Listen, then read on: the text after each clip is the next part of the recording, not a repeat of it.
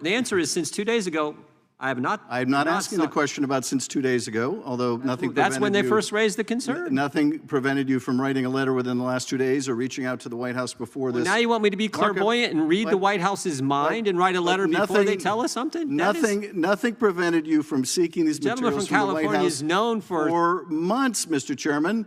For months. Ironically, of course, for a chairman who was in contempt of his own subpoena. Point of order, Mr. Chairman. We're still waiting for you to testify and meet the obligations of your own subpoena, Mr. Chairman. But nevertheless, I appreciate you're making such a clean record for any court in this case that you have never sought an accommodation, never written to the White House, never called the White House, never had a communication with the White House in order to obtain these materials as part of an accommodation. Thank you for that very clean record for the court, and I yield back. What's up, Patriots? Welcome back to Red, White, and Truth, the channel where we cut through the nonsense and stand tall for the Constitution, for common sense, and for America first. Today, we're diving into what went down in that explosive House Judiciary markup. Yeah, the one where Jim Jordan and Adam Schiff went head-to-head over a subpoena and White House communications. And let me tell you, if you missed it, you missed drama, swamp style. Recognition. Gentleman from California is recognized. Mr. Chairman, much as I don't like certain parts of the Mazars decision, it clearly applies in this case, and the committee is required to engage with the White House in order to seek an accommodation over materials held by a private party, as they were in the Mazars case, and seek to resolve this with the White House. So I would ask unanimous consent that we enter into the record your correspondence to the White House. Without objection. Seeking to engage them to resolve this. And I thank the chairman for not objecting. Can you produce that correspondence to the White House asking for accommodation on these materials you've sought by this subpoena?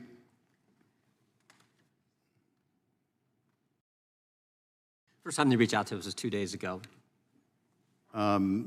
Yes, and of course the author expressed the concern that these materials may implicate interests of the executive. I think that was weeks ago. But having admitted without dissent your correspondence to the White House, can you produce that for us where you have sought an accommodation, where you've sought to work this out with the White House? Can you share that with us since that is now part of the record? Well, I thought you had it. You wanted to enter it into the record. I do. I presume that, knowing your responsibilities, you have sought to engage the White House. So, Mr. Chairman, point of order. Produce the recognized for point of order. I think a unanimous consent request to submit something to the record is where the person who's asking for the floor is the proponent of submitting information that member has. I don't believe it's appropriate to ask a unanimous consent request to engage in a colloquy over discovering information or obtaining information from another member of the committee. Great, and that's why I said that no objection to the unanimous consent request. If the gentleman from California wants to talk about that and present it to us, God bless him. He's allowed to do it. So it's 5 minutes. I would like clarification from the chairman. Does this mean that there is no correspondence from you to the White House seeking accommodation on this material? We've had all kinds of correspondence with the White House on this broad subject relative to the Zwanitzer and the letter we got 2 days ago. We've not corresponded with the White House yet.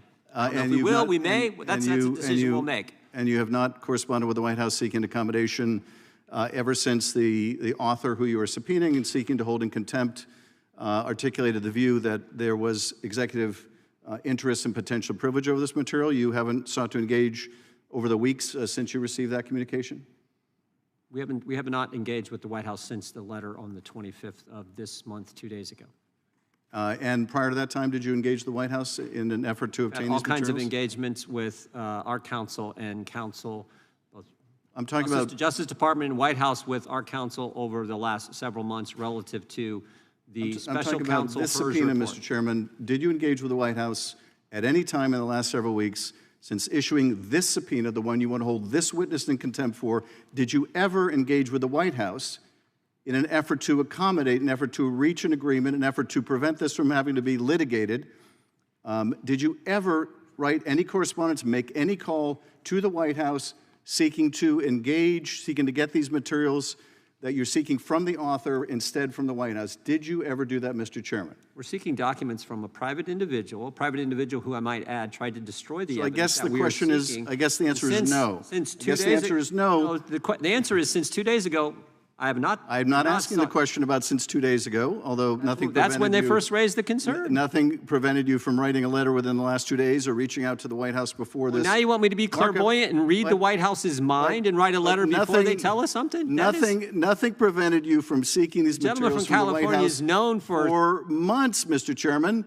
For months. I'm not a mind reader. I thank you for making a very clean record for any court that will look at this. The gentleman from North Carolina said accommodation months ago the White House could have raised the concern, and they didn't. These documents. Because your first move, of course, is to go right to contempt. Ironically, of course, for a chairman who was in contempt of his own subpoena. Point of order, Mr. Chairman. We're still waiting for you to testify and meet the obligations of your own subpoena, Mr. Chairman.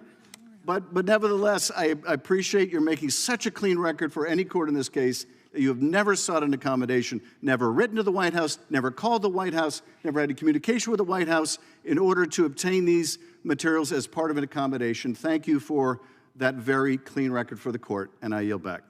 Gentleman yields back. Who seeks recognition? Did you catch that?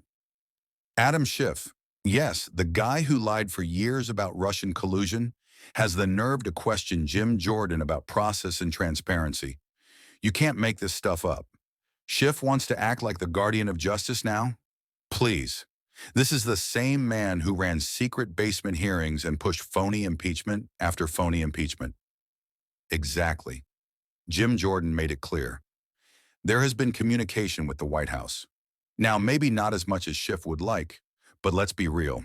When the executive branch is involved, there are serious constitutional questions. Executive privilege exists for a reason, folks. Our founders put checks and balances in place to prevent exactly the kind of overreach Schiff wants.